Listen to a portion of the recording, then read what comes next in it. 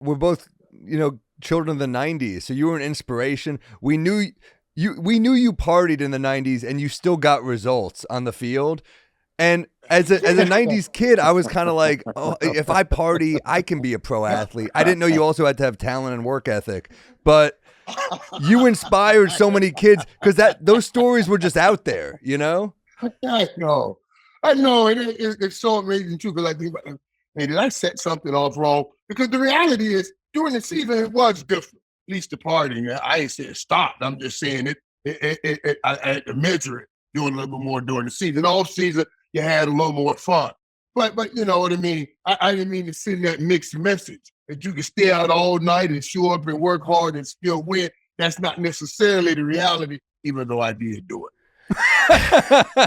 Not everyone's Mike. Not everyone's Mike. Right. Not everyone's a playmaker. Jerry Jones used to say, Jerry, this one time we came in late.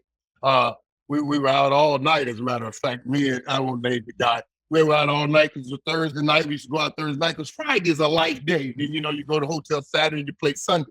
So we're out all Thursday night hanging out with them and booming. And we walk in for the 9 o'clock meeting at 9:30. I mean, Jimmy was hot. He turned to me and said, that's a pointer at you, you're the leader. He turned to the other dude and said, get your shit and get out. And he cut him on the spot. And then that day we had to have a team meeting. And that's Kmart. Calvin Martin used to sit in the room and say, listen, man. Y'all can't, that's how he talk. Y'all can't get right on Michael. Listen, Mike ain't going nowhere. Mike went out all night and went all day. Y'all can't do that. Y'all ain't, y'all gonna be out of here. So we had to have a whole team meeting. And then they really got me a security team. Nobody else went out with me but my security team that they paid for just to make sure that I was where I needed to be. That's when you know you're a legend, is when the rules get adjusted to you. Say, all right, he's not going to be here, so you can't say that. Jimmy will never say he adjusted the rules to me. He just said he'll say that. I made sure there's certain people we can let go, and there's certain people you work with a little bit better. But he'll never say he adjusted the rules. Nah, yeah, definitely not. But maybe gray area the rule for some people. Gray area. Jim is a lot like Bill in that sense, Jules. You know what I mean? He's going to have his foot on everybody. He's going to be the leader. But I don't know if Bill's this way, but Jimmy will creep behind the back and make sure he learns the personality of that player. He did that for Charles Hayden. And Charles told me, he said, Charles, I just don't like to be called out. I was called out when I was a kid. I don't like to be called out. You can pull me aside and get on me as hard as you want, and they worked around that. But, he was one of those psychologist majors that wanted to mess with your mind. And he was brilliant about it. And that's what great leaders do. They find what makes their guys perform at the best level that they can perform. Right. And, with Mike, it just so happened that he has to go out on Thursdays until 9 o'clock. And with Charles Haley, you can't yell at him. All right. That's called great leadership. That's what that is. That is. I love that these young guys.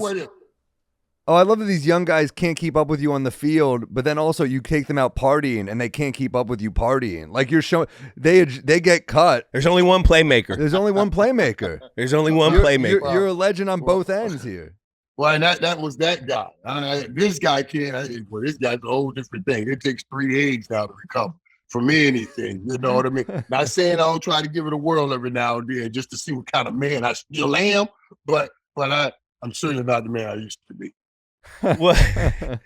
Well, we're here to talk about Super Bowl 27. Oh, the start of America's team becoming America's team once again. They fell off in the 80s. In the 70s, they took 3 down. And then in the 90s, I had to see them all the time beating up on my fucking Niners every year in the playoffs, having these epic battles. Now, Jimmy Johnson said once you guys played the 49ers, and if you get past them, it was cake. Is that true? Yeah, we looked at it that way. That was in Super Bowl 27, we were not even supposed to get past the 49ers. That was this team's probably a year away team, But the mentality we had going into that game, dude, oh my God, dude, let me tell y'all, man. It was insane because I knew we would win that game.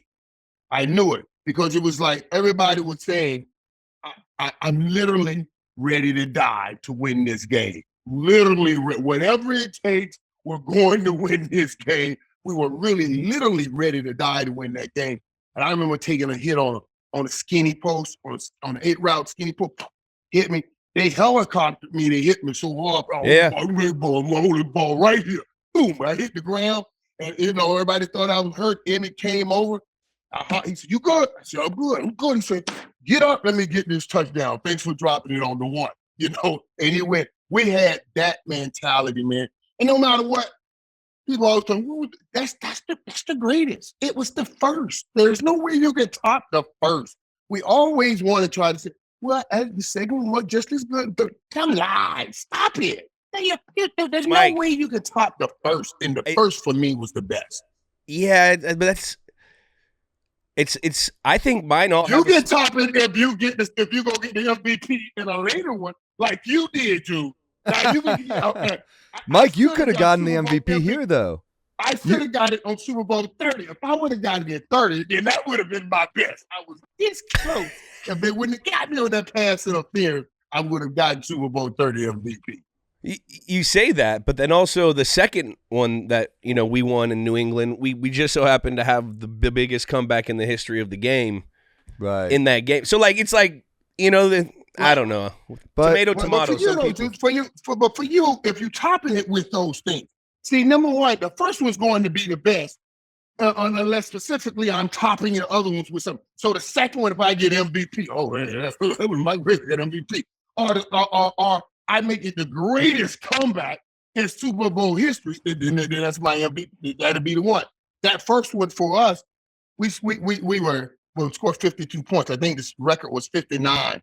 We would have gotten that if Don Beebe the ball from Leon Lett. You know what I'm saying? He didn't script that. He was trying to do the Michael Irvin.